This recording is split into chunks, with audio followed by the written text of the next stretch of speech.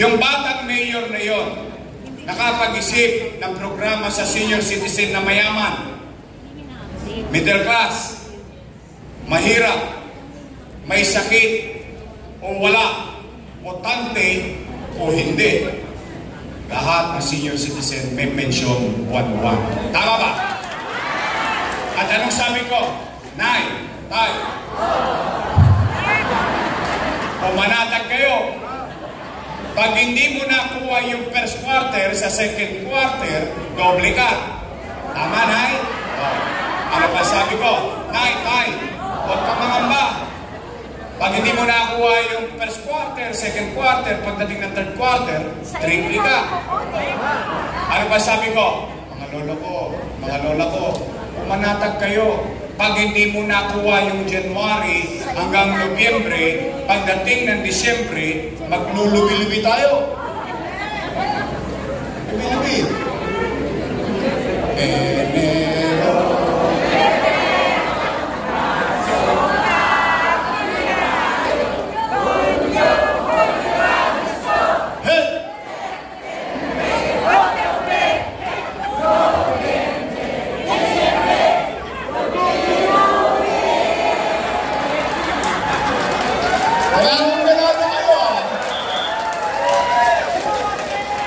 So anong ibig sabihin? Yung mga matatanda, panatag na panatag. Wala siyang pangamba. Bakit? Pagdating ng Disyembre, buong-buo niyang makukuha, yung buong taon, 6 na ulit. Tama, mali? Dalawa silang senior, 12,000. Patatlo na silang senior sa loob ng bahay, 18,000. Wala siyang katakot-takot. Eh ngayon, ano nangyayari? Siyempre, hindi naman mahulaan ng mga matatanda kung anong araw ang payout. Pwede anong gagawin ngayon ng mga matatanda? Araw-araw. Alam mo naman ng mga matatanda, malalapot ang dugo niya. Maaga yan nagigising. Pag saan niya pupunta pagkagising? Chairman, balita. Alaos panay. Sawi, uwi. Tulog ulit. Pag-ising sa umaga, sana naman pupunta. Uy, chairman, ano na? Eh, mamalas-malas mo. Yung matanda, tinawagan ng apo. Lola, namimiss ka na namin. Pasyalan mo naman kami sa Bulacan. Lolo, namimiss ka na namin. Pasyalan mo na kami sa Cavite. Yung matandang pobre, walang nagawa. Apo tumawag, nagbakasyon. 2 days after, balik ng Landcom. Chairman, ano na? Ako na ay nagkabigayan kahapon, wala ka.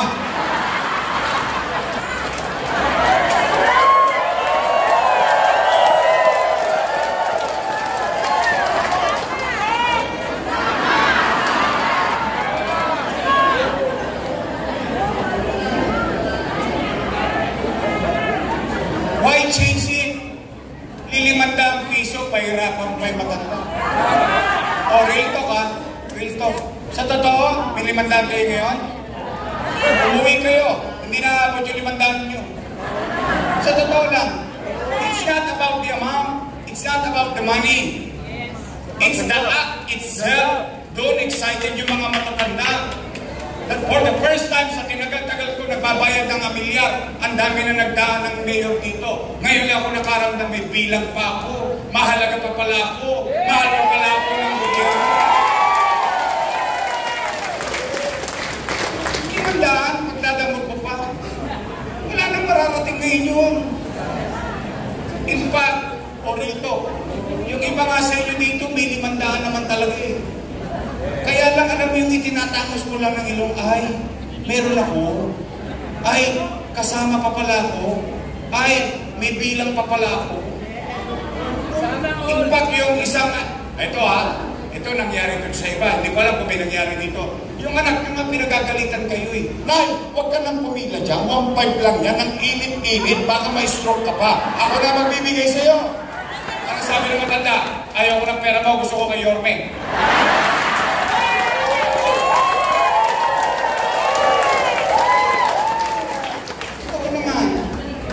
It's not how much.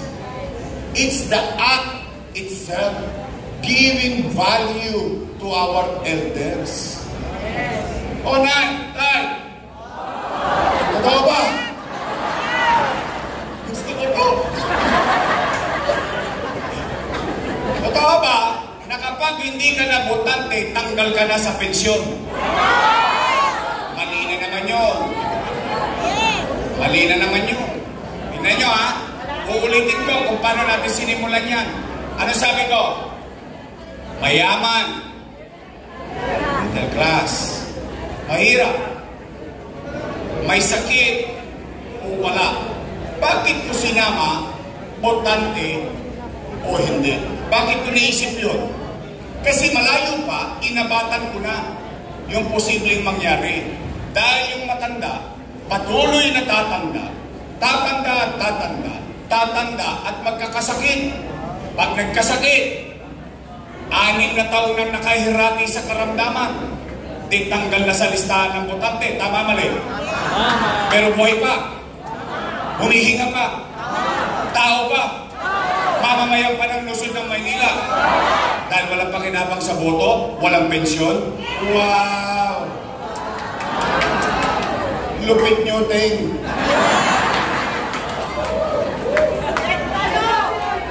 Tatanda din sila. Una-una lang yan. Mauna na sila. Kaya nga hindi nyo napansin, pinagpantay-pantay ko, wala na akong pinili. Mayaman, middle class, mahirap. Bakit? Kasi ayaw ko na makasakit ng damdamin. Pero mo nagbibigay ka sa isa, tapos yung isa hindi mo bibigyan, pareho na sa loob ng bahay. Hindi isang tutulungan laway. Ba't naman ganun? Ba't siya meron, ako wala? Hindi, real talk. Paano kung asawa niya yun? Inaalagaan mo pa. Dati natin may pensyon, nagkasakit, natanggal sa listahan ng botante. Pero buhay ka, pinagmamalasakitan mo pa eh. Pero mo ikaw tatanggap, yung asawa mo walang kalaban-laban, nanay mo walang kalaban-laban, tatay mo walang kalaban-laban, biglang hindi na tatanggap ng pensyon. Wow!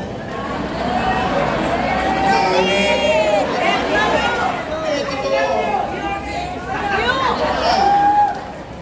O Nay, Tay, totoo ba?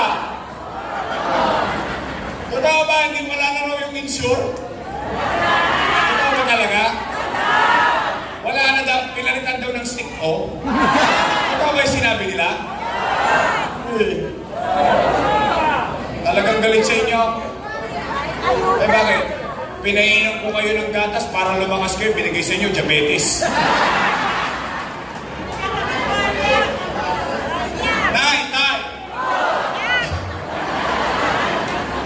Totoo ba? Totoo ba wala na rin yung brown rice at black rice?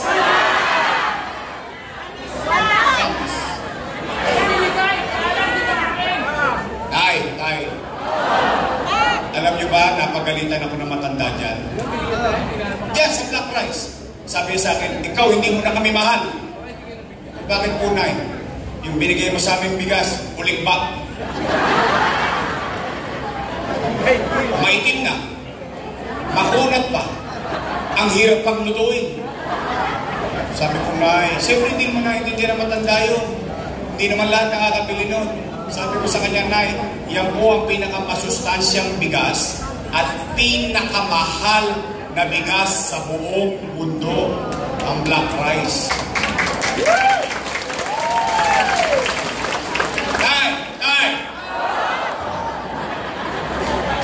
First time to.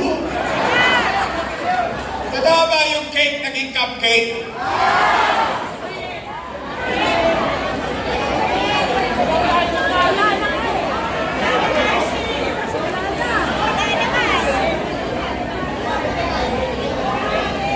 You know what's ironic? You know the irony of the situation? Nung ginawa ko yan, kasama ko sila. So anong ibig ko sabihin? Alam nila yung nasa loobin ko. Alam nila yung dahilan ko. Alam nila yun. Bakit? Kasama ko silang gumawa nun eh. So nauunawaan nila kung bakit parang spoiled na spoiled yung mga matatanda sa Maynila. Alam niyo kung bakit kayo parang spoiled sa akin? Alam niyo kung bakit? Bakit? Kasi konti na lang birthday niyo. Nadali kayo. Kala niyo ako lang madadali niyo, ha? Hindi! Huwag kayong matakot dyan sa birthday. Pag pagkausapang birthday, namumutla kayo. Talagang dyan naman tayo pupunta lahat. Hindi, pero kidding aside, alam mo yung bata ka, sa loob ka ng bahay, may mga matatanda sa loob ng bahay, yung mapangiti mo man lang siya, yung mapakita mo sa kanyang mahal mo pa siya, pinagmamalasakitan mo. Kaya totoo sinasabi ni Chichi, nung bata kami malalambot ang buto namin, matitigas ang buto nyo, inilagaan nyo kami. Ngayon marurupok na buto nyo, matigas ang buto namin. Kami naman ang mag-alaga sa inyo. Sa totoo lang ito real talk. Siguro yung iba sa inyo nararanasan din ito. Yung ibang anak natin, pare-pareho naman tayo magulang Yung ibang anak natin, ginagawa tayong istante sa bahay. Dumating na lahat dinaanan ka lang Hoy anak, buhay pa ako. Good morning. Ito to, di ba nasasaktan ng damdamin natin? Pero ito yung gobyerno na gusto mong iparamdam sa lahat ng bahay na may matanda sa loob ng bahay, na mahalaga pa siya, na pinagmamalakasakita pa siya, na importante pa siya sa lipunan. Pinagmamahal. Exactly. Ikaw yun, Yorme. Ba't para talaga namumutla kayo?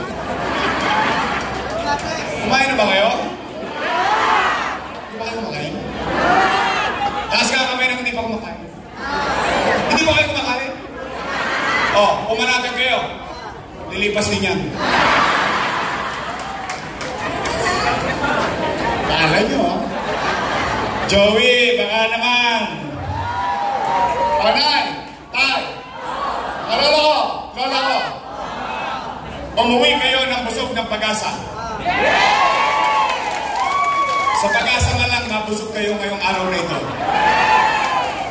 Sabihin ninyo sa inyong mga mahal sa buhay, sa inyong mga anak, may awa ang Diyos. Sa tulong ninyo, nakabalik tayo. Ibabalik ko ang lahat ng nawala sa senior citizen.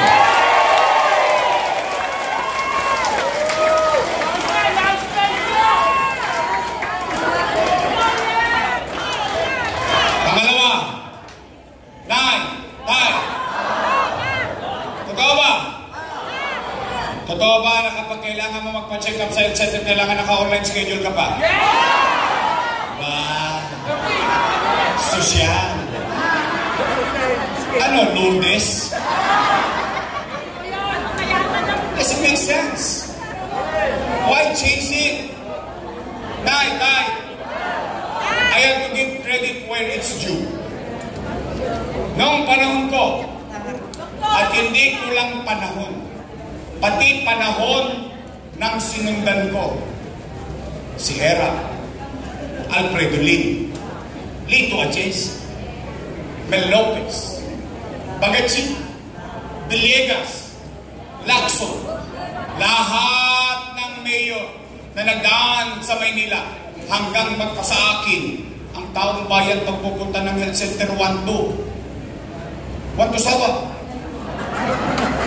Anytime na gusto mo magpa-check up, pupunta ka sa health center. Tama, mali? Walang rico-ricositos pwedeng puntahan ng taong bayan. Ngayon, kailangan ko pa magpa-online.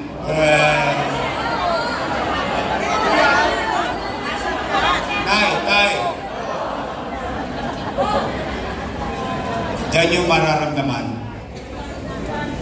na ang leader hindi niya nauunawaan ang katayuan ng kanyang nasasakupan. Bakit po? Bakit ko nasabi yun? Sige, sakyan natin. Online schedule. Una, anong kailangan mo sa online schedule? Cellphone! Cellphone. Libre ka cellphone? No! Toskas ka. Pangalawa, anong kailangan mo? Load. Libre ba load? Toskas ka. Pangatlo, pinakamalupit. Hindi ka marunong mag-online.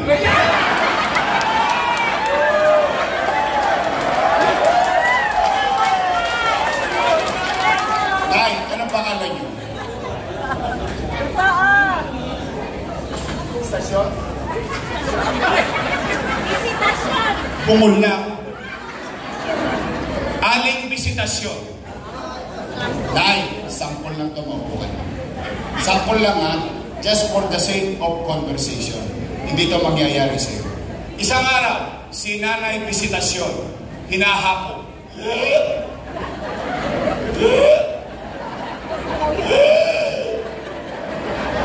Apo, dalhin mo nga ako sa health center, magpapacheck up ako. Ano sagot ng apo? Tumigil ka, Lola, wala kang online ha.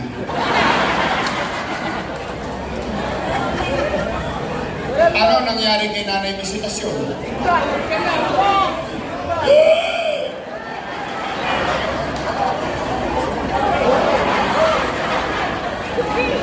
May ibang bumisita kay Nanay Bisitasyon.